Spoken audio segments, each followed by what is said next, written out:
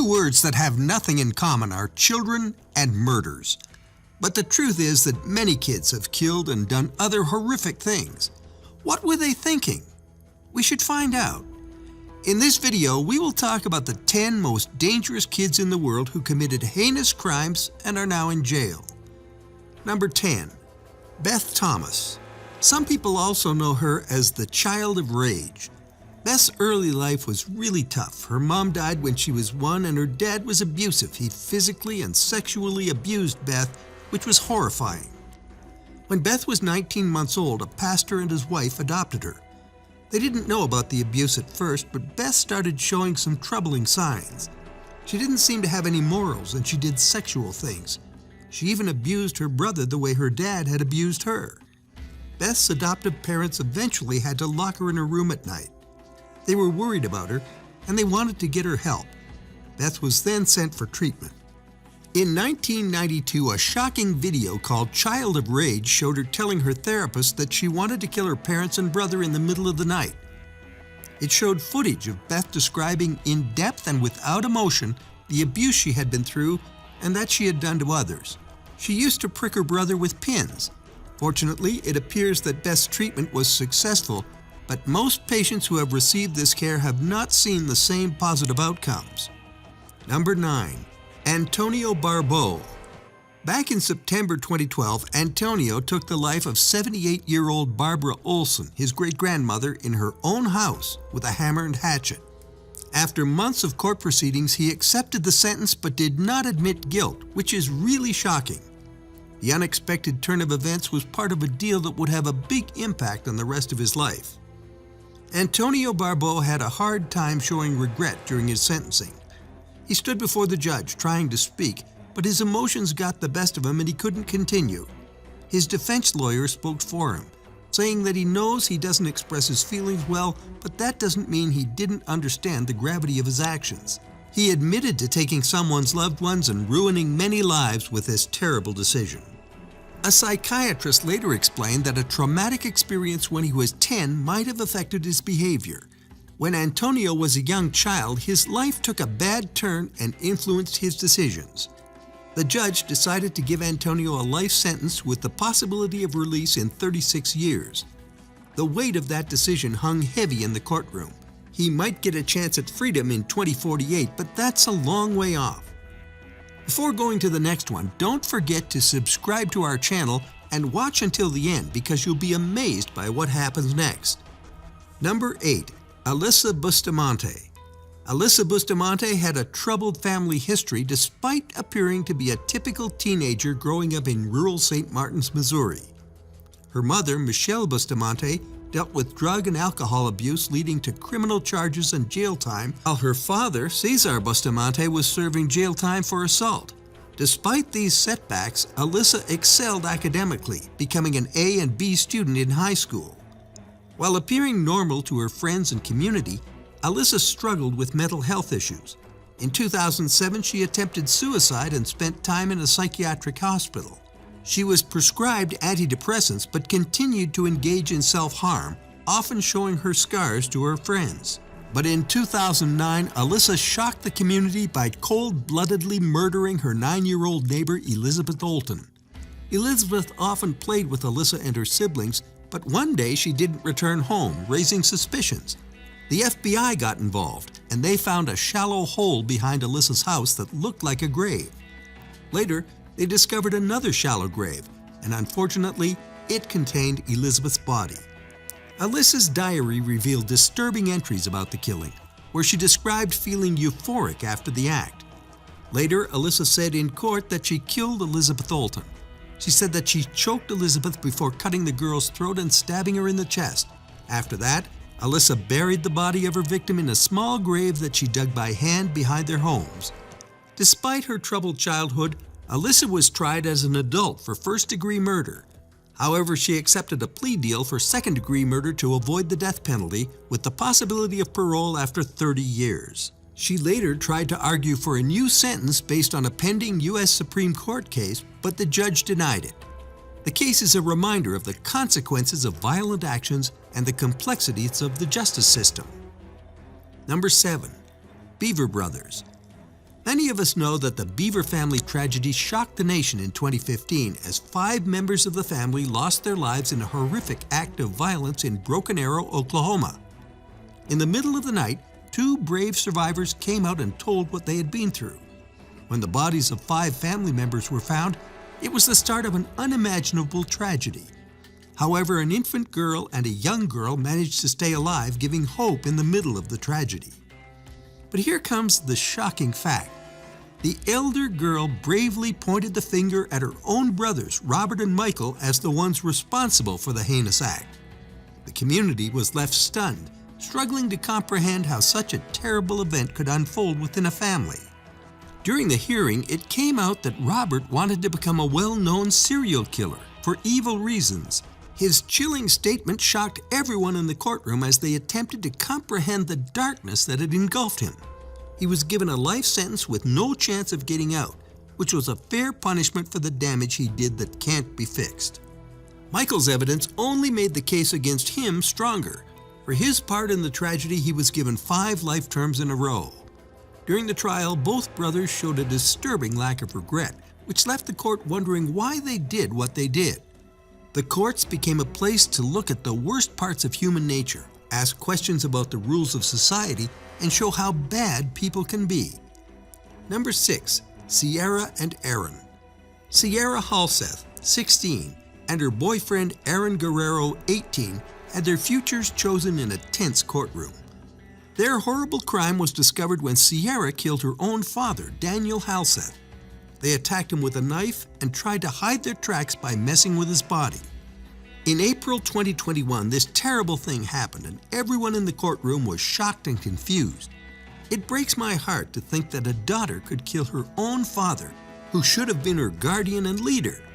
As the judge told them they would spend the rest of their lives in prison with a chance of getting out after 22 years, they realized how bad their acts were. The damage they did and the broken lives they left behind made it clear they should get the toughest punishment possible. Sierra and Aaron both admitted to the crime, and District Judge Kiara Jones found them guilty. As the sentence was read out, everyone in the hall held their breath because each word carried the weight of what they had done. Sierra seemed uninterested and uncaring, and Aaron seemed to be full of sorrow. It's hard to understand how someone could do something so bad, especially if it was someone in their own family. Outside of the courthouse, there was a huge media frenzy. YouTube stations broke down every detail and gave their own opinions. But in the middle of all the attention, we can't forget how sad this tragedy is. A family was ruined, a father was killed for no reason, and the community was left to deal with what happened. Let's not forget about Daniel Halseth and the long road to recovery for those who were hurt. Sierra and Aaron started serving their prison time, and they have to live with the consequences of what they did. Number 5. Philip Chisholm. When Philip Chisholm, only 14 years old, committed his horrific deeds, it shocked the entire nation. Colleen Ritzer, a math teacher and role model at Danvers High School, tragically became his victim, unaware that her own student would be responsible for taking her life. Despite his defense counsel's attempts to present a mental illness narrative, the jury held Chisholm fully accountable for his actions, leading to a life sentence with the possibility of release after 25 years. Additionally, he received a 40-year prison sentence for cruelty and robbery charges. Chisholm's mother Diane expressed profound apologies to the Ritzer family, struggling with the realization of her son's actions and the pain he had caused. Throughout the trial, Chisholm remained emotionless, like a poker player concealing his feelings. This lack of remorse left everyone bewildered, questioning how a young child could commit such a heinous act without showing any emotion.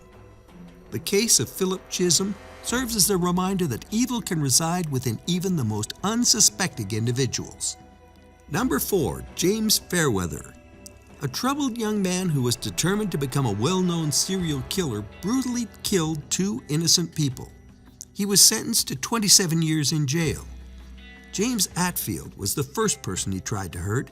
On March 14, 2014, he struck him and caused brain damage that could not be fixed. Just 3 months later, he did it again. This time, he went after Nahid Al-Mania, a University of Essex student who was 31 years old. His spree of violence ended when he was caught planning another attack in May 2015. Surprisingly, he didn't feel bad about what he did and easily admitted to both crimes. He pleaded guilty to the charges. It's hard to believe that James did such horrible things when he was only 15. He went to Colchester Academy where he was bullied and had trouble with dyslexia and autism. Even though these problems show how he felt, they don't support or explain why he planned to hurt people. During his confession, James didn't seem very sorry about what he did. He talked about what he did without showing any empathy or guilt. He tried to change his term by saying that he was young and didn't understand what he was doing at the time of the crimes. But his plea was turned down because the court stressed how bad his actions were and said they were too bad to be forgiven. Number 3. NEHEMIAH GRIEGO. NEHEMIAH GRIEGO committed a horrifying act at the age of 15, shaking the very core of his family. In October 2015, he brutally took the lives of his parents and 3 younger siblings, leaving the neighborhood in shock and disbelief. Recognizing the gravity of his actions, NEHEMIAH bravely admitted his involvement in the tragic event. At first, the court considered his age and requested a penalty appropriate for a juvenile. But later, the decision was reversed and he was treated as an adult. During his detention, NEHEMIAH cooperated with the police without a lawyer and confessed that his acts were fueled by a deep hatred for his mother. The brutality of the crime, coupled with multiple victims, warranted a sentence of up to 120 years in prison. NEHEMIAH received 3 concurrent life terms with credit for the time served, meaning he would have to spend at least 30 years behind bars before being eligible for release. In the courtroom, NEHEMIAH remained quiet and composed, concealing his inner turmoil. However, he did express regret and apologize to his family during the proceedings, showing some hint of remorse for the irreparable loss he caused. NEHEMIAH's case raises questions about the factors that led to such a heinous act and underscores the fragility of human life and the unpredictability of human behavior, especially in young individuals. Number 2. T.J. Lane. He was once a student at Chardon High School, but at the age of 17 he committed a terrible act of violence that shattered many lives. On February 27th, he took the lives of 3 fellow students and injured 3 others, leaving a path of devastation in the school. Lane had personal issues with one of his victims, and he used a .22 caliber pistol to carry out his attack. The consequences of Lane's actions were severe. 2 of the injured students were hospitalized, with 1 left permanently paralyzed. The entire town was in shock, grappling with the physical and emotional scars left behind by Lane's brutal act. Initially, Lane was held in juvenile detention, but there was a question of whether he should be tried as an adult or a kid. What's really disturbing is that Lane showed no remorse for what he had done. In court, he wore a blue shirt with a disturbing message on a white t-shirt underneath, adding to the pain of the victim's family. When given the chance to speak, instead of showing regret or seeking forgiveness, Lane made rude and hurtful statements, even laughing callously at one victim's mother. Lane eventually confessed to the crimes and was sentenced to 3 life terms in prison without the possibility of parole. Number 1. PETRI KURTI. At just 13 years old, PETRI KURTI became one of the UAE's youngest and most vicious criminals. After a judge lifted the reporting restrictions order, he was identified as the culprit behind the savage death of Glynis Bensley. The whole crime was caught on CCTV, revealing the extent of KURTI's brutality.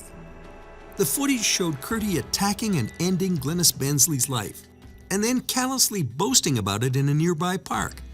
The sheer brutality of the crime shocked the entire community and devastated Bensley's family and friends. KURTI's co-defendant, Zohaib Majid, also was found guilty and received a 10-year jail term. During the sentencing, Judge John Warner highlighted KURTI's troubled past, attributing his actions to a lack of boundaries and structure in his home life.